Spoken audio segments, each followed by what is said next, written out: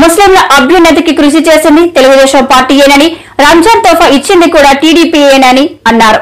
తెలుగు రాష్ట్రాల్లో ముస్లిం యూనివర్సిటీలు పెట్టింది కూడా టీడీపీ అని, ముస్లింలకు ముఖ్యమంత్రి జగన్ రెడ్డి చేసింది ఏమిటని చంద్రబాబు నాయుడు ప్రశ్నించారు. మళ్ళీ ఆ దుల్హాన్ రావాలంటే తెలుగుదేశం పార్టీ రావాలి. తప్పకుండా ఈసారి ₹1,00,000 చొప్పున దుల్హాన్కి డబ్బులు ఇచ్చి అందరి పిల్లల పెళ్లి చేసే కార్యక్రమానికి శ్రీకారం చుడతాం. ఇంత మునుపు అయితే 33,000 మందికి ఇచ్చాం. ₹165 కోట్ల ఖర్చు పెట్టాం. నేను అడుగుతున్న జగన్మోహన్ రెడ్డిని, మా ముస్లిం సోదరులు అంటాం, ఏమి ఇచ్చావో చెప్పమంటున్నా. ధైర్యం ఉంటే 5 సంవత్సరాలు ఏమి ఇచ్చారో చెప్పగలిగితే ముస్లిం సోదరులు అర్థమవుతుంది. నేను దీన్ని సవాలు విసురుతున్నానని కూడా మీకు తెలియజేస్తున్నా. ముస్లిం సోదరులు బాగా తెలివైన పిల్లలు ఉన్నారు. బాగా చదివిస్తే ప్రపంచంలో మంచి అవకాశాలు అందిపుచ్చుకుంటారు. అందుకే నేను విదేశ విద్య పెట్టాను. ఒక్కొక్కరికి ₹15 లక్షల చొప్పున నచ్చిన యూనివర్సిటీ ప్రపంచంలో ఎక్కడ చదువుకోవాలన్నా చదివించిన పార్టీ తెలుగుదేశం పార్టీ. 100 మందికి ఇచ్చాం. మనం ఉంటే ఈ కార్యక్రమం కూడా అయ్యేది, అది కూడా పోయింది. దుకాన్ మకాన్ ఇచ్చాం. అదే మరి షాదీ ఖానాలు కట్టాం. అదే మరి శ్మశానాలకి కబరస్థానాలకి ఆర్థిక సహాయం చేశాం. మసీదులు కట్టుకోవాలని డబ్బులు ఇచ్చాం. దుల్హన్ అదే మరిగా మౌజుములకి ఇమాములకి ఆంధ్రోరేం ఇచ్చిన పార్టీ తెలుగుదేశం పార్టీ. దేశంలోనే మొట్టమొదటిసారి ఆంధ్రోరేం ఇచ్చాం.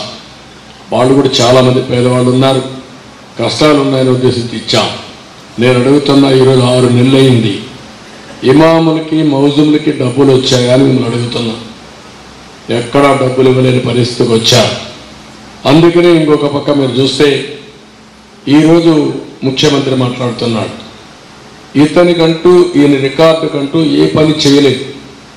90% పూర్తి చేసిన ఆజ్ హౌస్ కడపలో డిప్యూటీ సీఎం ఉండి 10% పూర్తి చేయలేకపోయారు. అది వీళ్ళ సమర్థత, అది మైనారిటీస్ పైన ఉండే ప్రేమ. నేను అందుకే మిమ్మల్ని కోరుతున్నా, ఈరోజు మీరందరూ ఆలోచించే సమయం వచ్చింది. నేను సప్లాన్ తీసుకొచ్చాను. మైనారిటీ సోదరుల కోసం ఆర్థిక సహాయం ఇవ్వడానికి ₹3 లక్షల ఆర్థిక సహాయం ఇస్తే అందులో ₹1,00,000 సబ్సిడీ ఇచ్చిన పార్టీ తెలుగుదేశం పార్టీ. మిమ్మల్ని ఆర్థికంగా పైకి తేవాలి. ఇలాంటి ప్రోత్సాహాలు చాలా ఇచ్చాం. ఇది కాకుండా ఈరోజు నేను మిమ్మల్ని ఒకటే కోరుతున్నా, ఈరోజు తెలుగుదేశం పార్టీ, బీజేపీ, జనసేన 3 పార్టీలు కలిశాం. కానీ ఈ రాష్ట్ర ప్రయోజనాలు కాపాడడానికి ఆ విషయం మీరు అందరూ గుర్తుపెట్టుకోవాల్సిన అవసరం ఉంది.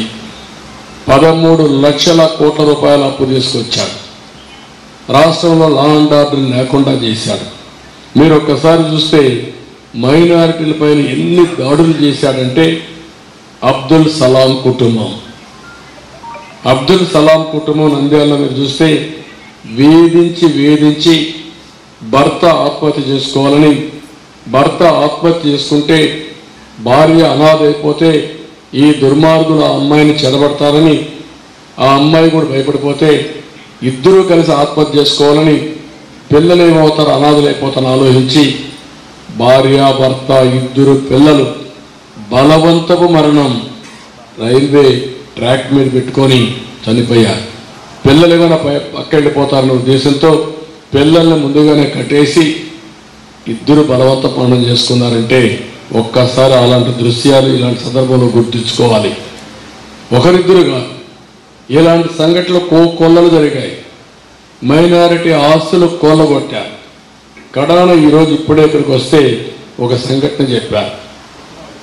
మలేషియాలో ఒక మైనారిటీ వ్యక్తి చనిపోతే ఈ ప్రాంతంలో ఈ గ్రామంలో ఉండే వ్యక్తిని డెడ్ బాడీని శవాన్ని తీసుకురమ్మంటే తీసుకురాకుండా నిర్లక్ష్యం చేస్తే మళ్ళా తెలుగుదేశానికి చెప్తే ఎన్ఆర్ఐ ఫోరం ద్వారా డెడ్ బాడీ తీసుకొచ్చి అప్పచెప్పింది తెలుగుదేశం పార్టీ. ప్రభుత్వం చేయలేని పని.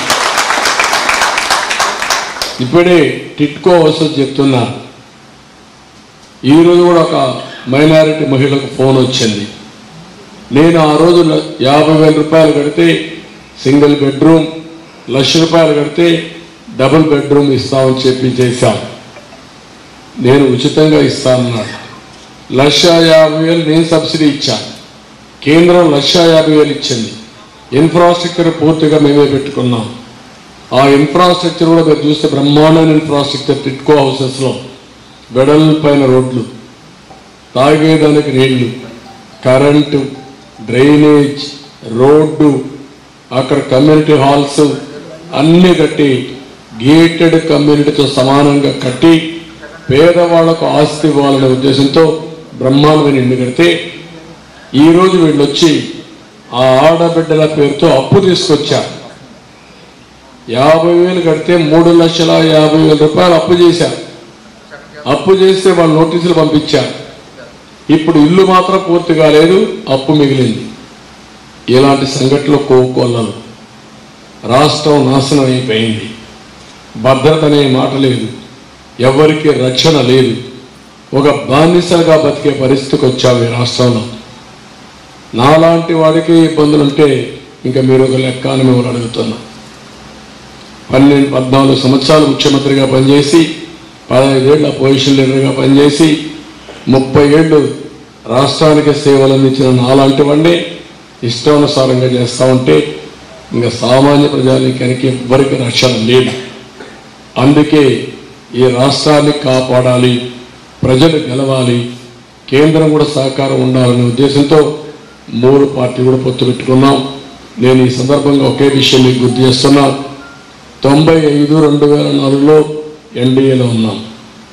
ఏ మైనారిటీ కూడా ఆంధ్రప్రదేశ్లో అన్యాయం జరగకుండా కాపాడిన పార్టీ తెలుగుదేశం పార్టీ.